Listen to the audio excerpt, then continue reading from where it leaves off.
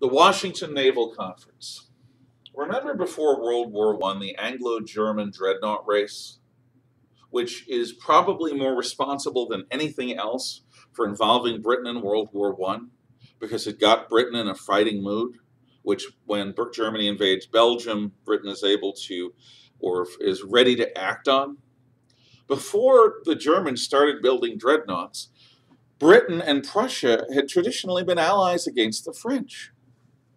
It was only Germany's insistence on building a battle fleet that will challenge Britain that really brought Britain into a alliance with the French and the Russians. So after World War I, nobody wants to go through that again, certainly not the British and the Americans. But the Americans are building a fleet second to none, and the British are exhausted economically, but they don't think that they can allow an American battle fleet to dominate the waves any more than they were willing to allow a German battle fleet to dominate the waves. Britannia must rule the waves in order for Britain to be what Britain was, the heart of an empire. So there were widespread fears of an Anglo-American naval arms race, another dreadnought and battle cruiser race, that could have led to a war in the late 1920s between Britain and the United States. That scenario was actually taken very seriously by people in both London and in Washington. So, President Coolidge's Secretary of State gets together with the British and French, and they propose a naval disarmament conference in 1923 that is going to prevent all of this and prevent an Anglo-American arms race and possibly an Anglo-American war. The basic result of this treaty is for every 5 battleships the British have, the Americans can have 5 battleships. The Japanese can have 3 battleships. The French and the Italians can have 1 or 1.5 battleships. Why? Because the French and the Italians have Mediterranean fleets, but not worldwide interests. Why not the Dutch or the Belgians? Because they're not world powers, they don't have major navies. Why do the Japanese get 3 to the 5 for Britain and the United States? Well, Britain has a global empire that needs to be linked and protected by a fleet.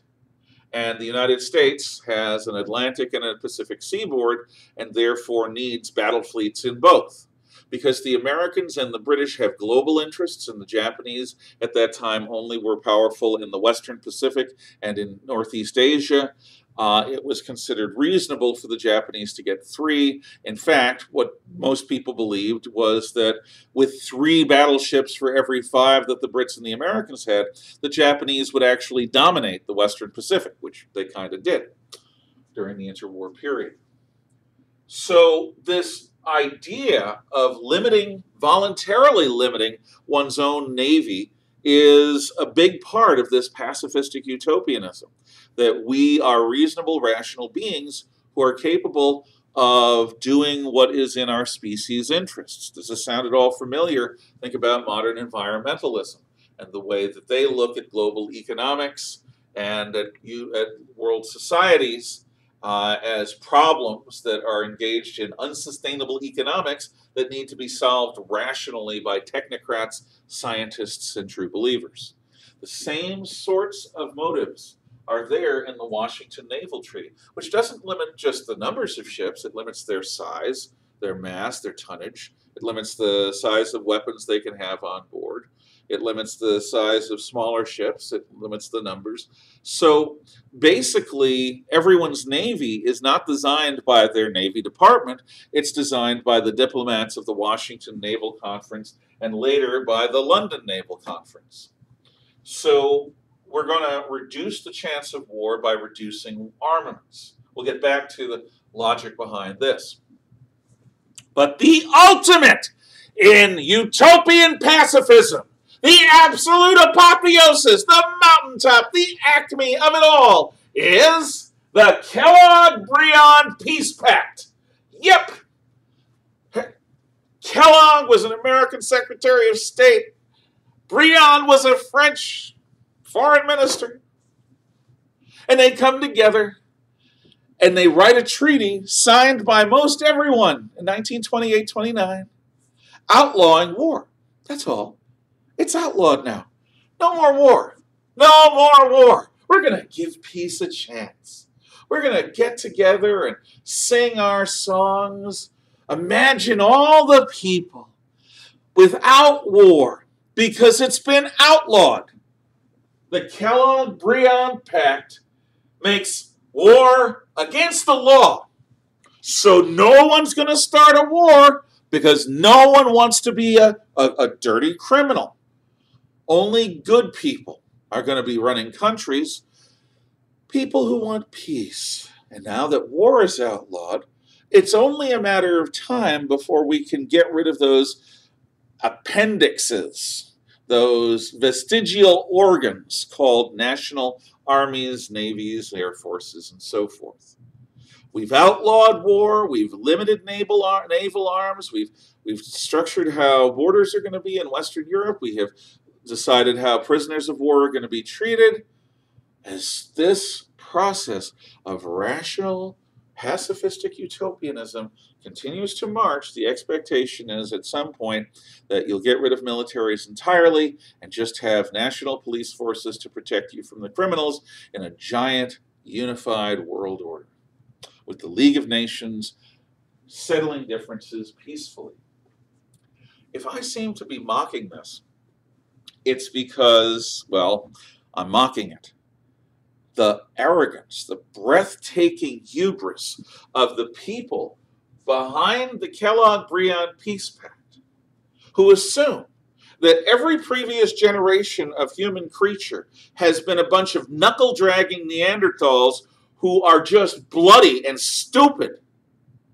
And that now that the good, smart people are in charge, the world is never going to have another war. I don't have words for it. I don't. But I'm not a utopian. I don't believe that we can make ourselves perfected by an act of will and intentionality. I don't believe in collective salvation anyway. Individuals can change. Groups of people, no. And no, you cannot murder your way or legislate your way into a better world. At least it's never happened yet. And I don't really believe we're going to be starting to do it successfully anytime soon.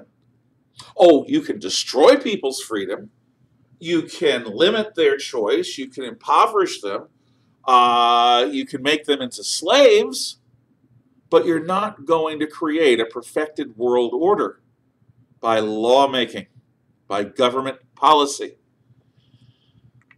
To the extent we are redeemable, it happens as an individual chooses to embrace redemption, which means abandoning their old bad habits, which is something that only a person can decide to do for themselves. It's also the kind of thing that prevents the Western powers from taking seriously the possibilities of a future war at a time when the Germans are weak, the Russians are weak, the Japanese are relatively limited in their abilities. But I guess it would have taken people who were prescient, like the Oracle at Delphi, to see the dangers that this sort of disarmament, utopianism, pacifism was inviting. Or anyone who was historically literate and a little bit humble about the capacities for us to overcome human nature by an act of will. Now, pacifism is also bolstered by two very important, very powerful books. The first book is The Merchants of Death. And what The Merchants of Death is about is a conspiracy of international arms dealers being the real force that led the world into the Great War and that perpetuated the Great War for all of those bloody years of stalemate, keeping things just balanced, just on the razor's edge of balance, so that no side could win or lose definitively so that the war would just go on and on and on for profits. That the entire world had been taken in by a capitalist conspiracy of gunsmiths and arms manufacturers whose sole intention and purpose was to make windfall profits at the expense of everyone else. And that every young man who volunteered to fight for king and country, for flag, for nation, that every idealistic young man that put on the uniform, or woman that put on a nurse's uniform, that everyone who died in that war was a sucker because they were taken in by the merchants of death. This conspiracy theory was widely believed by civilians in America and in England and throughout the English-speaking world, in France, and amongst pacifists in other countries as well, because it explains everything. Evil capitalists who make bullets want to create wars that involve the expenditure of a lot of bullets. Simple. Life is rarely that simple.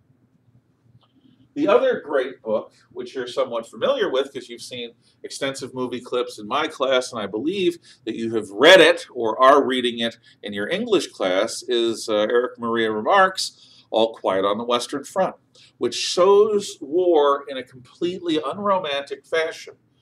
Anyone who's a glory hound is mad. Anyone who believes in the war is deluded, like that terrible school teacher who talked about, "You are our iron youth." He gives bald, bearded teachers a bad name.